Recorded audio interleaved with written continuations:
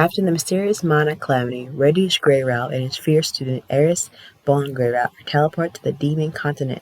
There they team up with their newfound companion, Rudria Sophina, the former leader of the Serpent Warrior group to form Dead End, a successful adventure party. Making a name for themselves, the trio journeys across the continent and make their way back home to Fieto. Following the advice here saved from the fateless god, Himotida, Rita saves Kira Kishisha, the great empire of the demon world, who rewards him by granting him a strange power. Now, as Rita smashes the powerful ability that offers a number of new opportunities, it might prove to be more than what he bargained for when an unexpected danger threatens to hinder their travels.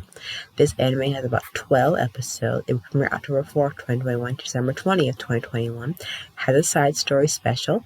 It is based on the popular light novel. It is drama, fantasy, and ecchi. Each episode is 20 minutes per episode, and rated R and 17+ for violence and profanity. Let's get started into the review.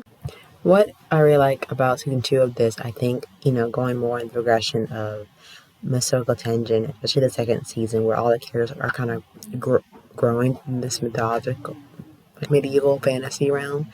And overall, this fantasy journey has done really well with these really well-written, interesting characters, and how over time, from the first season to second season, their personalities have really grown, and we're also introduced to various cultural backgrounds, especially Ruta's definitely character development from the first season to second season, and now when it's comparing Eris, underneath, this whole arc, and, we have Roxy's returning character, and her very compelling and complimented backstory, along with the lovely art and the animation and the lovely sound for the intro and outro of this anime.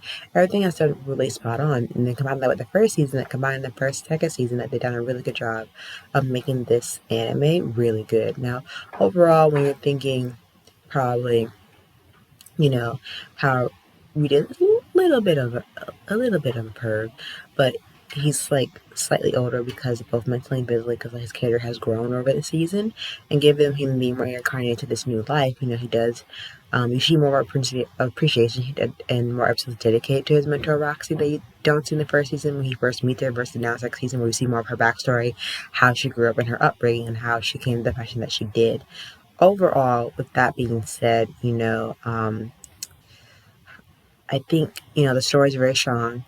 All the characters grow and they grow into their own. And I think overall, how do I say this?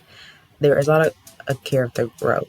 And, there are still some subjects that are, heavily discussed in this show. It is rated R and 30+. So there are some topics that you're not going to be, uncomfortable of. And, there are going to be some trigger scenes in here that might trigger people. So if you're truly uncomfortable with that, please do not watch it. But overall, it is based in the medieval times, so there are going to be some scenarios that might fit that historical background, and and if there are some scenes that do trigger you or that you do not like, you do not have to watch this at all. I feel like overall with the second season, it takes an interesting turn, because the whole growth level of these characters show a lot as they're traveling the river that I mentioned when they were teleported here from the first season, and you just see them go through this journey and realization of how to make sure appreciate your friendship and the bond that you created on your journey, and then you never lose sight of your family once you go somewhere. I think they try to tackle those themes as well, but overall I feel like the anime got a review that it did, because it is put into the tons of character growth that all these characters do show in this season, which I really do appreciate a lot. But definitely check it out for yourself if you haven't already.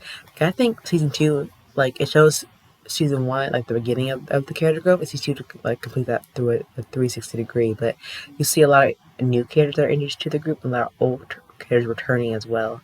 And I think overall, just seeing we're just given this new power from this guy that he does save, and the king. But definitely check out for yourself, because I don't want to give too much away. But it does take you on a lot of crucial development growth for these characters, and some factors and obstacles they have to face along the way. But check it out for yourself and let me know what you think. Until then, bye.